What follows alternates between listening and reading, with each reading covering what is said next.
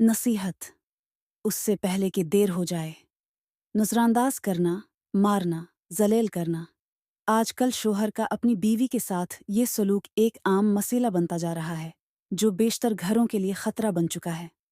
शौहर बाहर हिंसता है, दोस्तों के साथ वक्त गुजारता है, खुश रहता है, लेकिन जैसे ही घर में दाखिल होता है या बीवी से बात करता है, तो इसे बीवी की मौजूदगी बोझ लगती है और वो अचानक एक बोर इंसान बन जाता है जो बीवी से इज्जत के साथ बात भी नहीं कर सकता, बल्कि उसकी कदर को कम करता है और समझता है कि वो इस तरह मर्दांगी दिखा रहा है।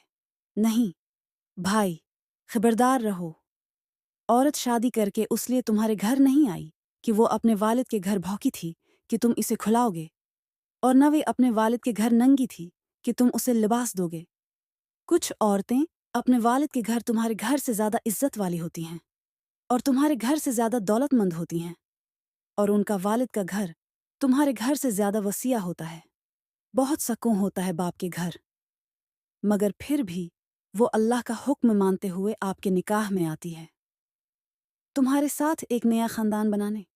वो चाहती है तो सिर्फ तौजा मोहब्बत, रहमदिली, शफकत और हमदर्दी, तहफ़्फ़ुज़ और मोहब्बत। अगर उसे ये सब अपने शौहर के घर में न मिला, तो वो घर उसके लिए एक कैद खाना बन जाता है। वो तुम्हारी बीवी है, तुम्हारी महबूबा है, तुम्हारे बच्चों की माँ है और तुम्हारी जिंदगी की साथी है। उस पर सख्ती न करो, उसके साथ भले तरीके से पेश आओ।